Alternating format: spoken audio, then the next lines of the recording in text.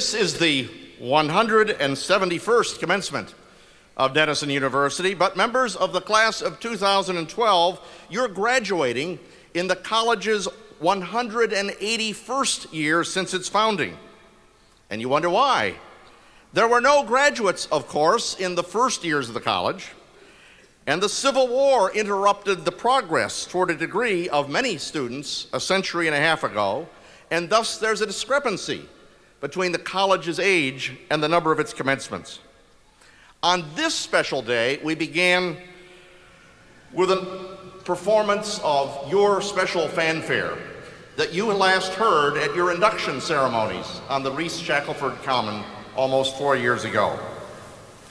In the 181 years since its founding, Denison has evolved from a frontier academy into a leading undergraduate arts and sciences college with a national and even international reputation.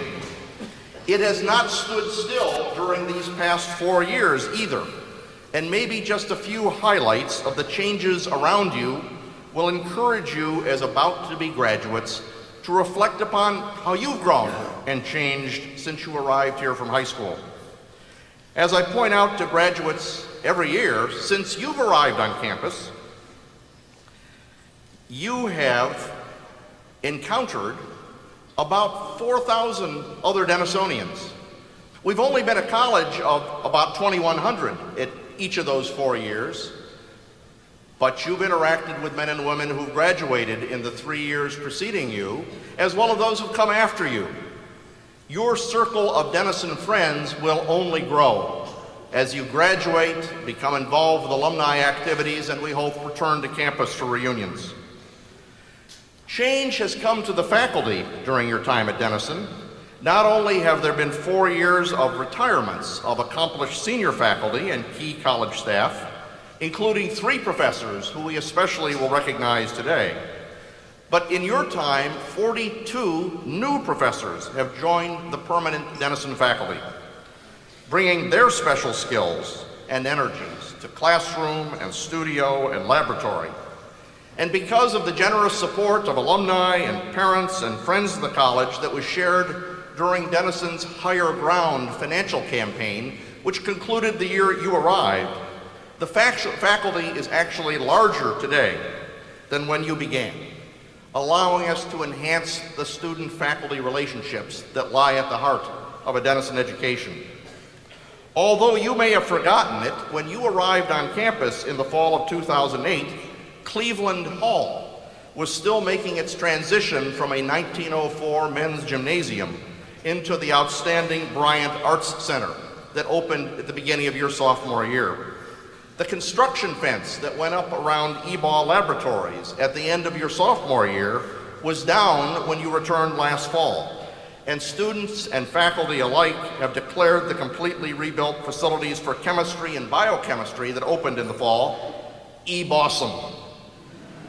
Nor will the campus freeze itself in time after your departure today and preserve itself unchanged as you begin to enjoy your new lives as alumni.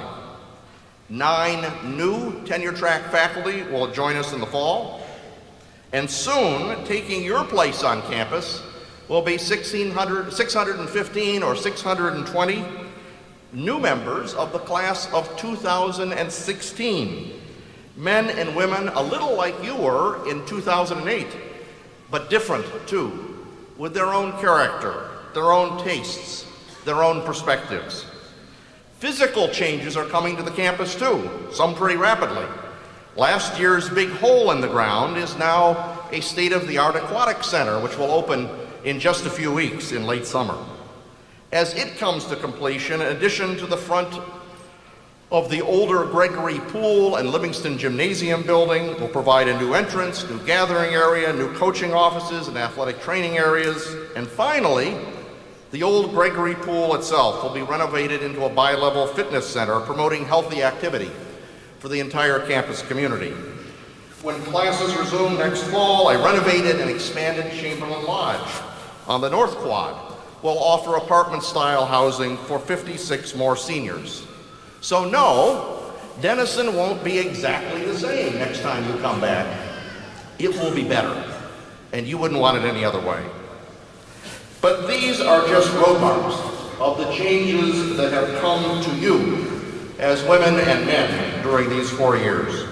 There are certainly more profound indicators of those changes in the collective accomplishments of the class of 2012.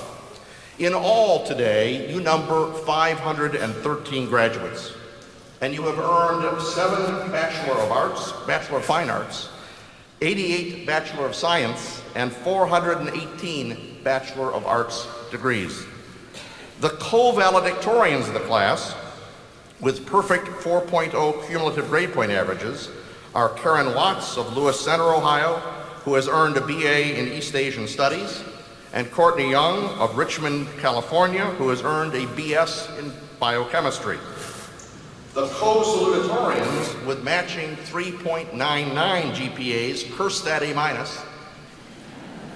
are Rachel Stevenson of Fair Lawn, Ohio, earning a BA in Biology, and Samuel Wallach of Leawood, Kansas, earning a BS in Biochemistry. Actually, 103 of you prospered so well in your studies that you are graduating today with Latin honors.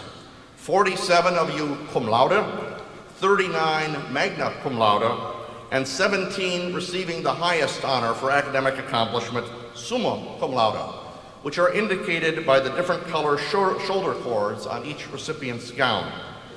Yesterday, I participated in the induction of no fewer than 34 members of the class into Phi Beta Kappa, the historic National Academic Honor Society, joining 2 members of the class who had the rare honor of being inducted last year as juniors. On Friday, I had the pleasure of joining Dr. Joan Crone and faculty colleagues at a ceremony to recognize 7 graduates who fulfilled the requirements of Denison's honors program, the last graduates of this curricular initiative that was begun in the 1980s and now run its course. And across the college, no fewer than 61 of you are recognized for the success of your senior research projects, which are the results of sustained independent scholarship and close collaboration with a faculty mentor. And a little later on, if you think you are hearing, or in some cases seeing, double, as the name of graduates are called, we have 4 sets of twins in the class: the Carreros, the Nicholsons, the Rays, and the Vasquez. Several of you have represented your classmates especially well by attracting national attention for your academic achievements. Postgraduate international study and teaching awards funded through different aspects of the Fulbright program were earned by Chelsea McGill, who is going to Bangladesh, and Marissa Ortiz, who is headed to the Czech Republic. D. Salacombo earned special recognition by having his proposal to develop a technology learning center for the Congolese community in his original hometown of Korochi, accepted and funded by the International David Davis Projects for Peace program. As these forms of recognition highlight, members of the class of 2012 have repeatedly seized opportunities to challenge themselves both in and out of the classroom. Many of today's graduates participated actively on one of the 27 service committees of the Denison Community Association, or in the America Reads program, providing this year alone more than 21,000 hours of documented service to schools and communities and social service agencies in Central Ohio. Elena Spiridakos received a statewide Charles J. Ping Award for Service Excellence from the Ohio Campus Compact, and Dean Stamboulis was singled out by the Granville Area Chamber of Commerce to receive the annual Kusmal Award for exceptional student service to the local community through his work as a youth lacrosse coach.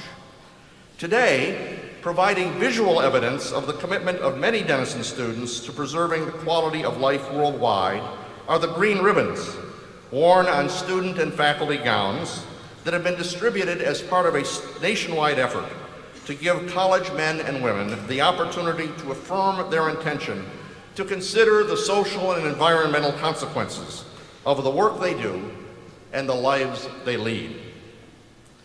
For 12 of the last 14 years, Denison has owned the All Sports Trophy, now called the Collins Trophy of the North Coast Athletic Conference.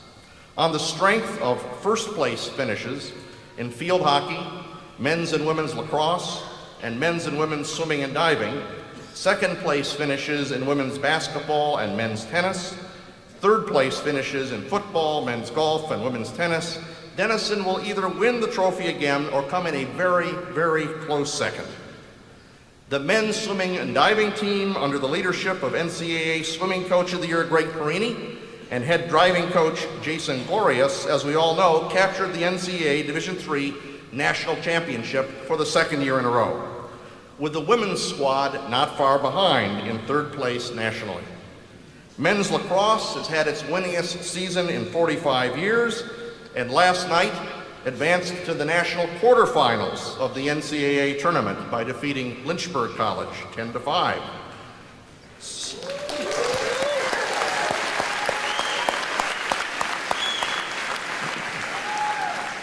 Softball and women's lacrosse also advanced into NCAA play.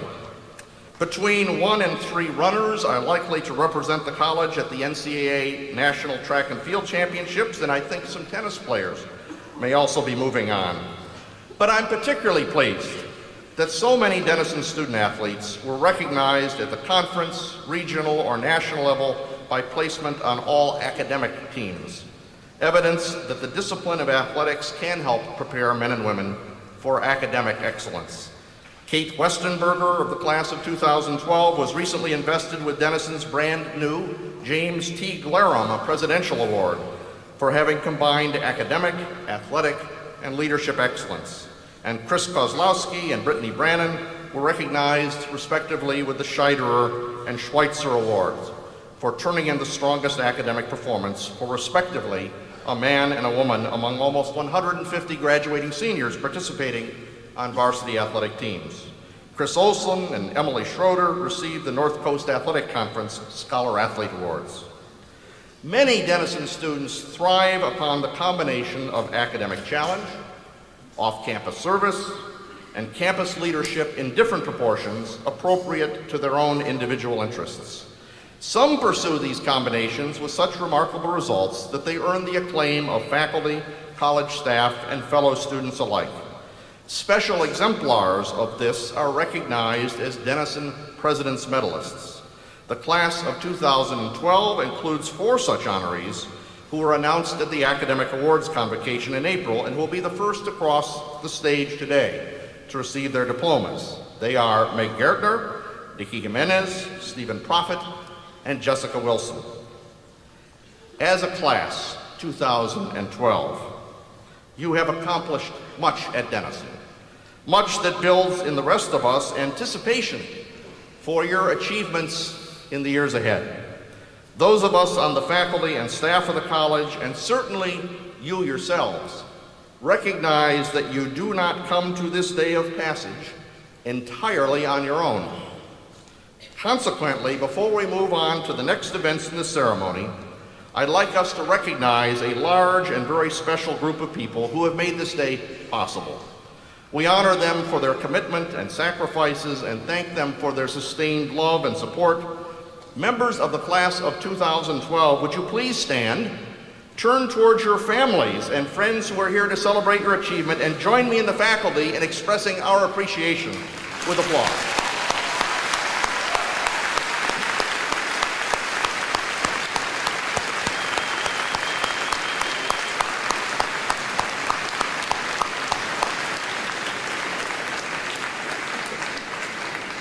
And it goes without saying, Happy Mother's Day. Finally, we also dedicate this day to the memory of those parents, family members, and friends whose loss during these college years inevitably makes commencement less complete for some of us. The class of 2012 suffered the special loss last summer of Gus McCravey, who is remembered by many friends. And so, as we move forward with the ceremony, we hope this is a day of congratulations, but also a day that inspires you to the things that are yet to come in your lives. Congratulations, graduates.